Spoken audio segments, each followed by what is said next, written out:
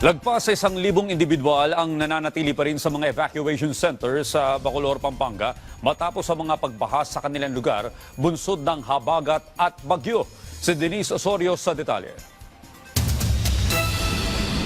Lampas tao pa rin ang baha sa ilang area sa Bacolor, Pampanga dahil sa habagat at bagyo. Kaya naman nasa 293 na pamilya o 1,240 na individual ang nananatili sa 8 evacuation centers.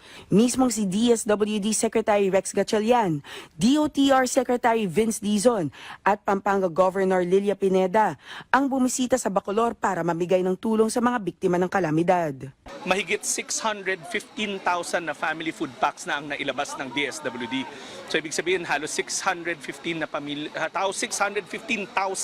na pamilya ang natulungan. Bawat pamilyang evacuee ay nakatanggap ng sleeping kit, family clothing kit, hygiene kit at 2 family food packs.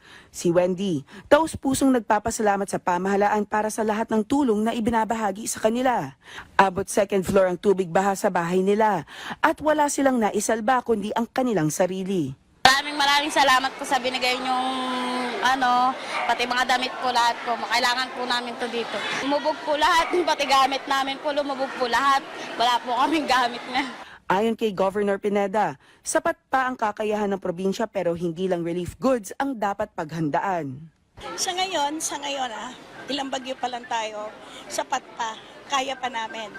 Mabuti na lang, sinasabi ko nga sa DSWD, kung wala kayo, hindi kakayanin ng mayors, ng LGU, hindi kakayanin ng Kapitolyo kasi yung 5% na calamity fund, sa mahal ng bigas ngayon, ng mga bilihin ngayon, sa food pack lang, talagang mauubos. Siguro 2 bagyo lang, ubos na.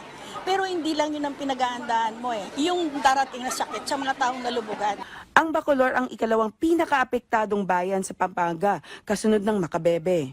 Ito rin ang nag-iisang bayan sa 3rd District ng Pampanga na may evacuees.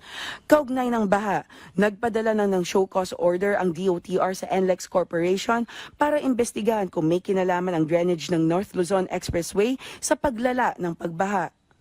So magagaman natin pagka nakita natin kung anong problema, kung basura ba yan, o may mga drainage na nakaklag, o talagang masyado ng mataas ang tubig, so aalamin natin.